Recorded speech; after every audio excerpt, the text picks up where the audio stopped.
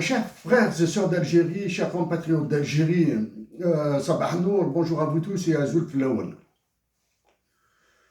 Nous sommes le 31 décembre 2024. Je vous souhaite à vous toutes et à vous tous une merveilleuse année 2025. Une année 2025 qui sera merveilleuse, si vous voulez qu'elle soit merveilleuse. Sans votre volonté, l'Algérie de 2025 sera pire que l'Algérie de 2024, de 2019, de 2020, de 1975, de 1980, de 2001. Elle sera pire. Sauf si vous voulez en faire d'elle, de cette année 2025, une année merveilleuse. C'est ce que je souhaite, et c'est ce que je veux, et c'est ce que pour... Je travaille. Je travaille pour ce caractère de merveillosité, de bonheur, de paix en Algérie. Chers compatriotes, d'abord et avant tout, je vous supplie de demeurer pacifique, de résister dans la dignité. Ça, c'est la première. Je vous supplie de demeurer pacifique. Voilà. Je vous supplie de résister dans la dignité. Premièrement. Deuxième, je vous supplie d'être solidaire avec nos compatriotes, nos frères et sœurs de l'extrême sud de notre Sahara. Et à mes frères et sœurs du Sahara, incapable que je suis de reprendre la poésie de Lounas Matoub, je vous demande, je vous supplie de demeurer plus algérien que les Algériens du Nord. Je réalise la gravité de mes mots. Je vous demande, je vous supplie d'être plus algérien que les Algériens du Nord, plus algérien que les Algériens de l'Est, plus algérien que les Algériens de l'Ouest. Voilà.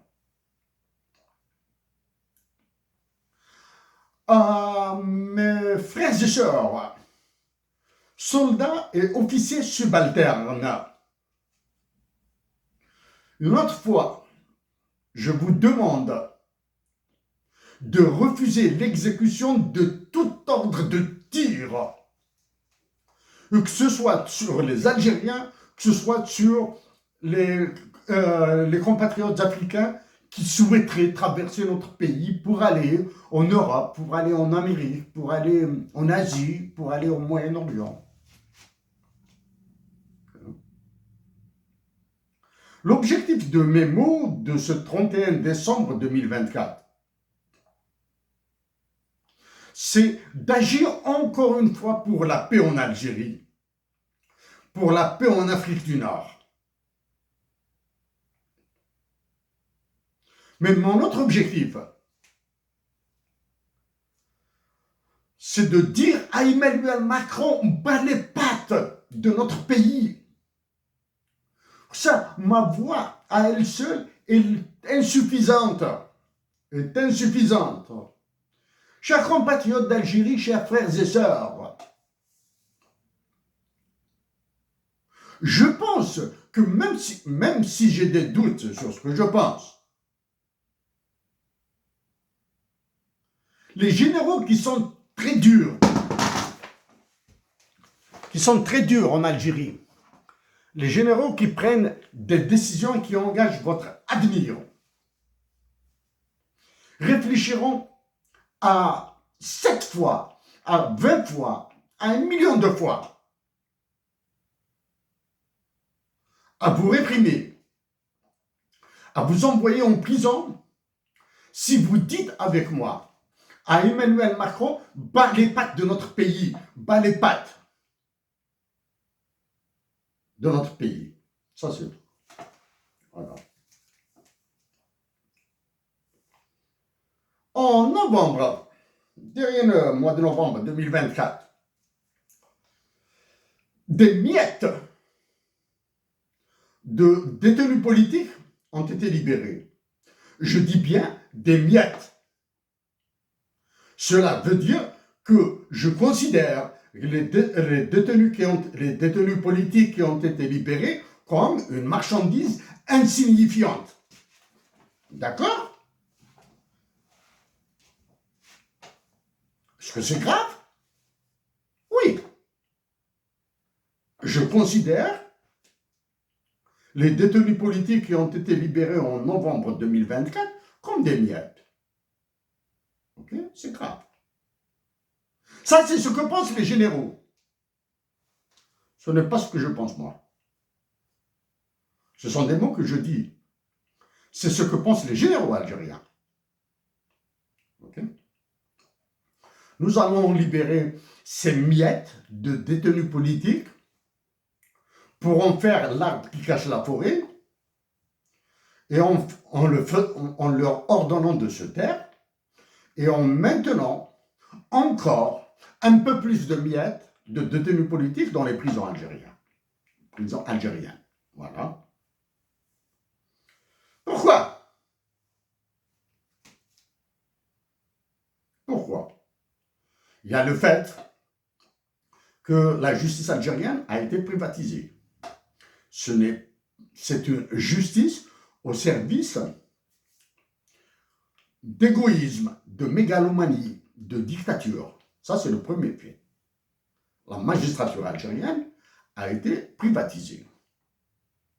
Le bâtonnat, c'est-à-dire la défense et les avocats, sont incapables de faire quoi que ce soit.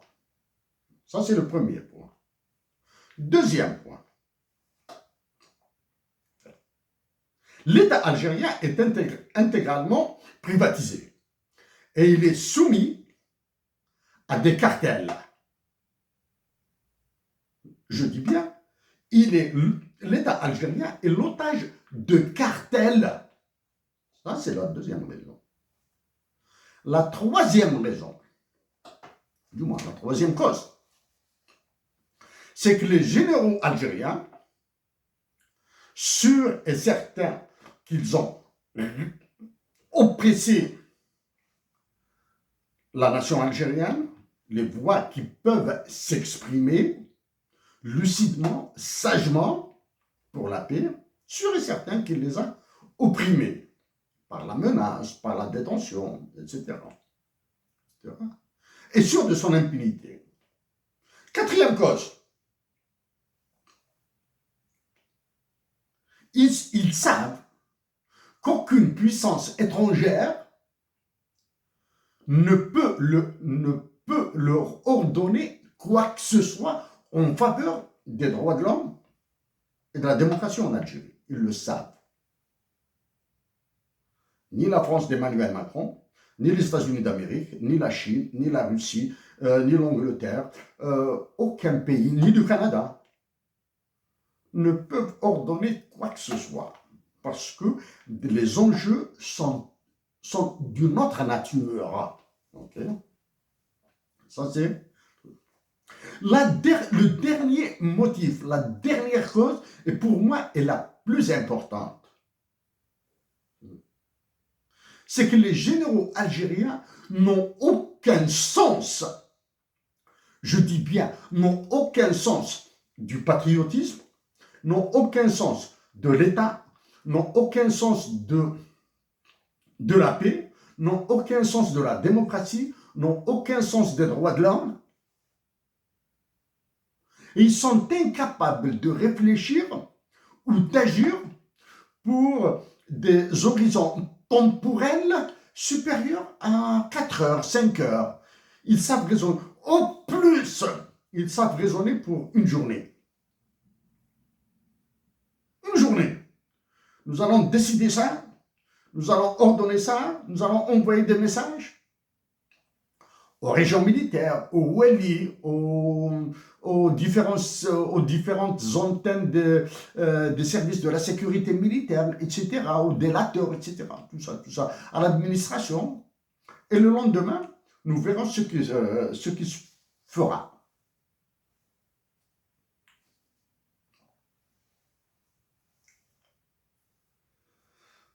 Avant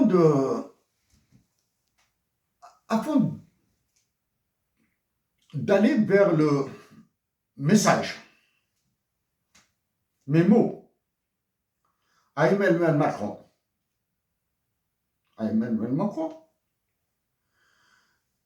je me dois de parler d'un événement sans être majeur, mais important, qui s'est produit en Syrie. Vous devez vous rappeler que le printemps arabe, porté par ce mouvement ravageur qui s'appelle le Hirak en Algérie en 2011, qui a commencé en 2011. Ensuite, il a explosé en termes de volume en 2019.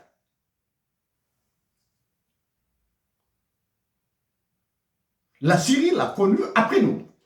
La Syrie l'a connu en 2012. Le printemps arabe qui a ravagé la Syrie a commencé en 2012. Donc, pour sortir de l'information omnibus que vous entendez par-ci, par-là, des banalités journalistiques que vous entendez sur les chaînes de télévision françaises. Hein. Bon, les chaînes de télévision algériennes, j'ignore, mais les chaînes de télévision françaises avec complètement avachis au service de Macron, sont une énorme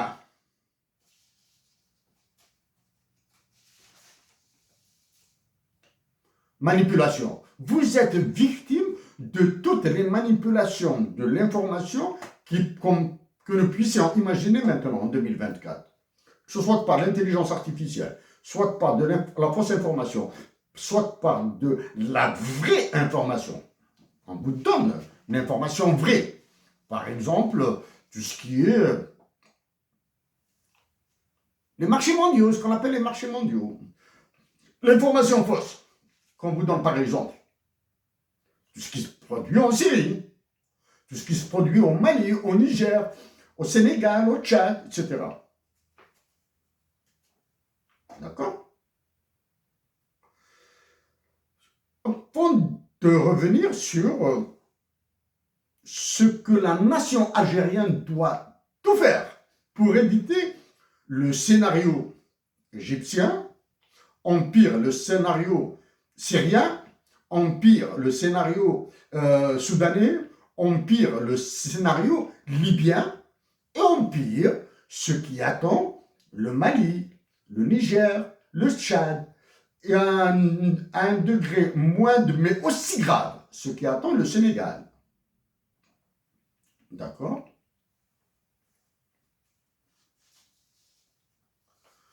Donc, il y a donc l'élément. La Syrie, donc. Elle a commencé, le printemps arabe a commencé en 2012, en Syrie. Quand deux fascismes s'affrontent, un fascisme militaire comme celui d'Alger et un fascisme religieux s'affrontent. Ça ravage une nation, ça ravage un pays. Donc dire que la Syrie s'est libérée, c'est se tromper lourdement. La Syrie s'est enfoncée. Elle s'est enfoncée. Ces éléments, comment les éléments pour étayer la destruction de la Syrie. Un élément que très peu de sources d'information vous rapporte, c'est vers 2016-2017, une banque de gènes à Haleb, en Syrie. Hein. Haleb, Aleppo en anglais et Alep en français, a été prise par les Américains. Ça, c'est en rapport avec la nature, avec le développement de virus, de bactéries, etc. Hein? Ça, c'est une banque de gènes. Maintenant, qu'est-ce qui s'est passé? Récemment, ceux qui ont pris le pouvoir en Syrie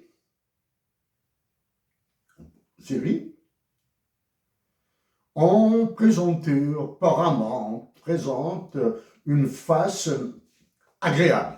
Alors qu'en arrière-plan, la vengeance en Syrie bat son plein. La vengeance. 2. L'avenir proche nous le dira rapidement. Il est impossible d'aligner toutes les factions islamistes sur un et un seul objectif. Un et un seul objectif composé de 3 éléments. Les droits de l'homme, la démocratie et le respect de la volonté populaire en Syrie. Il leur est impossible. Ça, c'est. Est-ce que la nation algérienne doit aller vers ça? Je pense que vous serez d'accord avec moi pour dire que c'est plutôt, nous, c'est la démocratie, les droits de l'homme qui doivent primer. D'accord? Ou mieux encore, ce sont les droits de l'homme d'abord et la démocratie ensuite qui doivent primer. Ça, c'est le deuxième élément. Un autre élément de la destruction de la Syrie. À peine une dictature militaire en partie a fui vers la Russie, à peine une dictature, et à peine qu'une nouvelle dictature installée en Syrie, que la nation syrienne a perdu quoi? Elle a perdu officiellement le Golan, El Joulan. Et comment s'appelle celui qui est au pouvoir en Syrie actuellement, formellement? Hein? Voilà. La Syrie a perdu officiellement, je pense, pour une très très longue période, le Golan, El Joulan. Donc, la Syrie est démembrée. Hein? Donc, la partition de la Syrie est enclenchée. Non, ça c'est le truc. La Syrie est l'exemple type d'une guerre de 5e génération. Pas de 4e génération. Tout a été utilisé en Syrie. Que ce soit de l'information, que ce soit les bombardements, que ce soit de la manipulation, que ce soit que les services secrets. Tout est absolument tout. Absolument tout. Tous les moyens de guerre ont été utilisés en Syrie. L'autre élément, en Syrie. Combien de pays se sont affrontés en Syrie? Les pays visibles qui se sont affrontés en Syrie. Vous avez le premier pays, c'est le voisin de la Syrie. C'est la Turquie. Son problème vers le nord, hein, vers le nord de la Syrie, les Kurdes. Ça, c'est la première. Premier pays à avoir participé pleinement au démantèlement et à la dislocation de la Syrie, c'est la Turquie. Deuxième pays, l'Iran. Troisième pays, la Russie, alors qu'elle est en conflit avec l'Ukraine, alors qu'elle a un problème de démographie effrayant, alors qu'elle importe de la chair à canon de la Corée du Nord, a participé avec son aviation dans le bombardement de Syriens. Qu'ils soient islamistes, qu'ils soient militaires, qu'ils soient de la Palestine. Mais ils ont bombardé en Syrie. C'est la Russie. Notre pays, les États-Unis d'Amérique, ils ont appuyé toutes les factions qu'ils soutenaient et même maintenant ils les ont filtrées. C'est-à-dire ils ont désigné quelle serait probablement la faction religieuse avec laquelle ils traiteront, c'est-à-dire avec laquelle les États-Unis traiteront, et quelles sont les factions, les vestiges de la dictature militaire syrienne qui sera utilisée. L'autre pays, peut-être, j'allais dire, le nom des moindres, Emmanuel Macron. Je dis bien Emmanuel Macron, hein. Je ne dis pas la France. Je ne dis pas la France, je dis Emmanuel Macron. Emmanuel Macron, à qui je m'adresserai juste après là, hein, dans sa mégalomanie, dans son intelligence, veut garder la Syrie dans le giron français. Mais sauf que depuis qu'Emmanuel Macron est président de la France, et plutôt depuis qu'il est devenu le roi mégalomane de France, là où il se mêle, c'est le massacre. Rappelez-vous l'explosion du port de Beyrouth. De Beyrouth au Liban, c'est ça. Le premier à y aller, c'était Macron, là. Où se retrouve le Liban? Dans dans les effets directs de la dislocation de la Syrie. Le Liban est en train de d'être foutu en l'air. Tenons, pour synthétiser,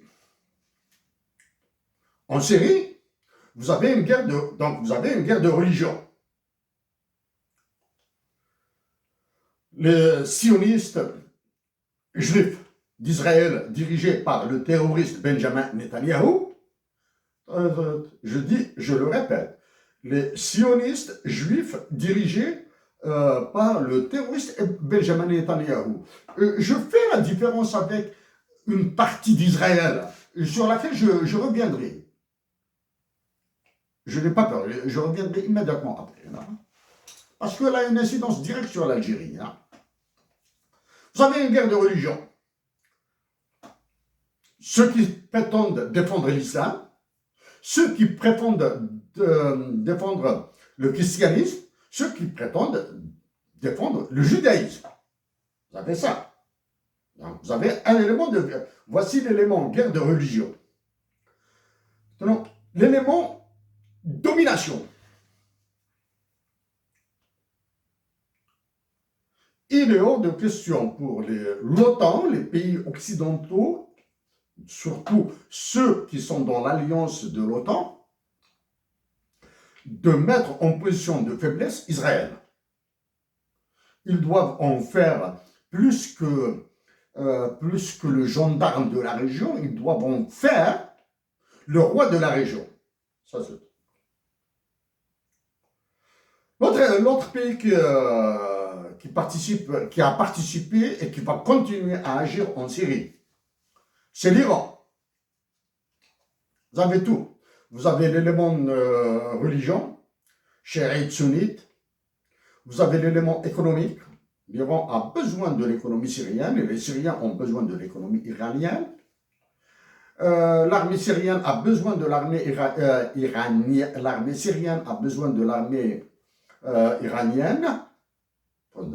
L'armée iranienne, elle se développe là.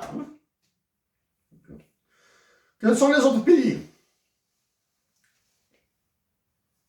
qui ont participé au massacre?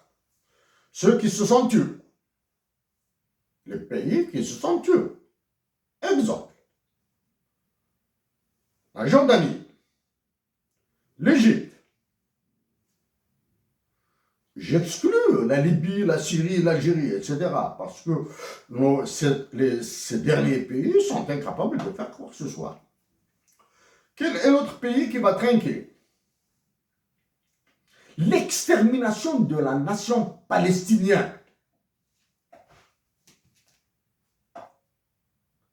La nation palestinienne, plus qu'un génocide, elle est victime d'extermination. Et je veux dire à toutes les Palestiniennes et à tous les Palestiniens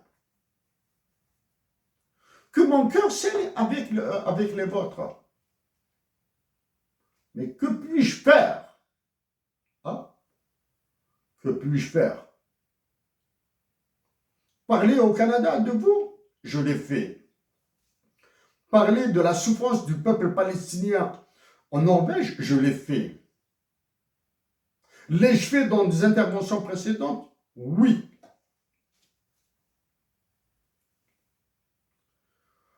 En exterminant la nation palestinienne, il y a des territoires qui vont se libérer pour les Israéliens extrémistes, sionistes.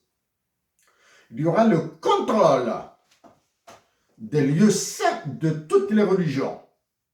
Oui, l'un de mes espoirs, l'un de mes rêves est de visiter Jérusalem avec la femme que j'aime. Oui, je veux aller à Jérusalem. D'accord? Voici une synthèse rapide de ce qui se passe, des conséquences de la Syrie maintenant. Non, quand est-ce que la Syrie pourra se relever? Ses infrastructures économiques détruites, son armée disloquée, sa population ravagée, soit par la mort, soit par les maladies, soit par la démographie.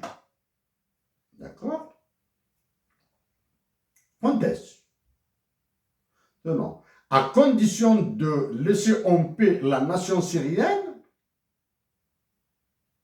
et à condition qu'elle ait des directions politiques saines et à condition qu'il y ait le sentiment de propriété chez les Syriens intact, il faudra minimum 50 ans pour que la Syrie se redresse.